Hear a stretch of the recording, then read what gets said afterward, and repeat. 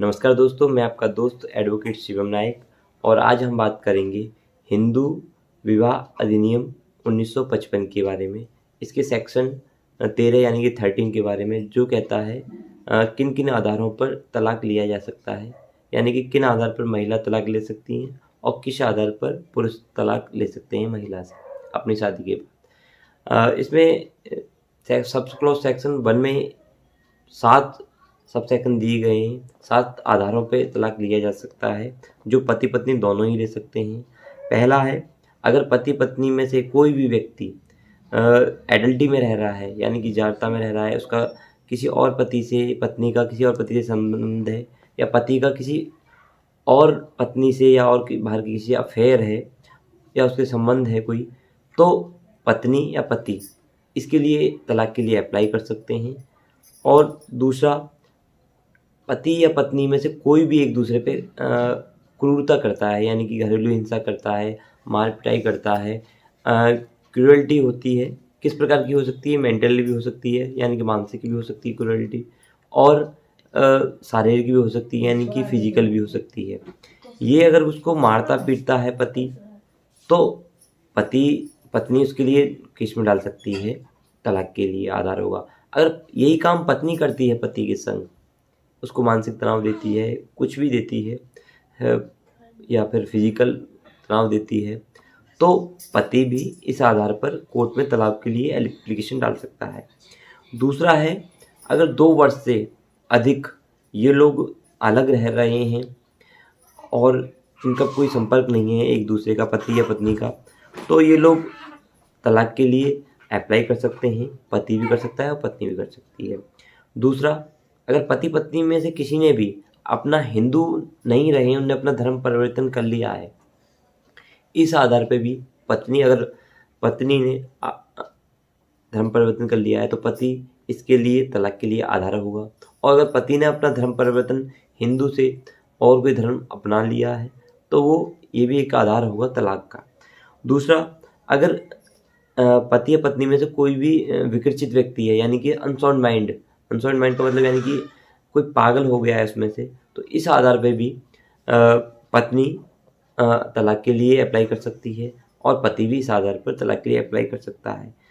फिर उसके बाद है, किसी पति पत्नी में से किसी को भी कुष्ठ रोग है, ऐसा शारीरिक बीमारी है जो ठीक नहीं हो सकती है, एड्स है, जैसे बहुत गंभीर बीमारी होती हैं, उनका कोई इलाज नहीं है, इस आधार पे भी पति या पत्नी दोनों ही तलाक के लिए एप्लीकेशन कोर्ट में डाल सकते हैं। फिर उसके बाद आता है, अगर इनमें से पति या पत्नी में से किसी व्यक्ति ने संन्यास ले लिया है, यानी कि उसने अपना गृहस्थ जीवन छोड़ दिया है और वो अब अपने धर्म के अनुसार सन्यासी बन गया है, इस आधार पे भी ये लोग अपना तलाक के लिए एप्लीकेशन डाल सकते हैं। फिर उसके बाद, अगर कोई भी पति या पत्नी 7 सालों से अधिक समय से या 7 साल तक अधिक समय से कहीं लापता हैं, या उनको कोई इन्फॉर्मेशन नहीं है किसी के बारे में भी, इस आधार पे भी तलाक दोनों अप्लाई कर सकते हैं। सेक्शन 30 के सब क्लॉज 2 में पत्नियों को 4 अधिकार दिए गए हैं स्पेशल, जिन अधिकारों के साथ पत्नी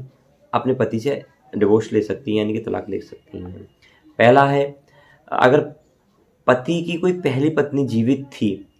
और अगर उसकी सूचना उसने पत्नी को नहीं दी है और पत्नी को मालूम पड़ता है कि उसकी पहली पत्नी जीवित है और उससे डिवोर्स भी नहीं हुआ है, तो इस आधार पर भी पत्नी अपने पति से तलाक ले सकती है। दूसरा है रेप, यानी कि पति के ऊपर रेप का दोषी है पति और उस पर गुदा मैथुन यानी कि 377 के एलिगेशन में दोषी है और इसमें वो दोषी पाया गया है, तो पत्नी इसके आधार पर भी कोर्ट में डिवोर्स फाइल कर सकती है। दूसरा, अगर पत्नी के फेवर में 125 की डिग्री यानी और सेक्शन 9 की डिग्री हुई है, पृथकवास की डिग्री, तो और दोनों का 2 साल के भीतर कोई भी फिजिकल रिलेशनशिप नहीं हुआ है, तो इस आधार पर भी पत्नी पति से डिवोर्स फाइल कर सकती है। इसका चौथा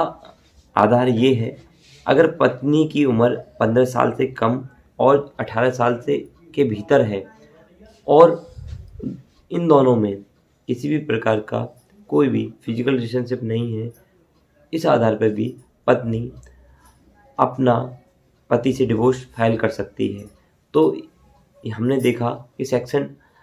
13 में कुछ अधिकार पति पत्नियों को हैं दोनों को डिवोर्स के, और कुछ अधिकार केवल पत्नियों को हैं डिवोर्स के लिए। अगर आपका भी कोई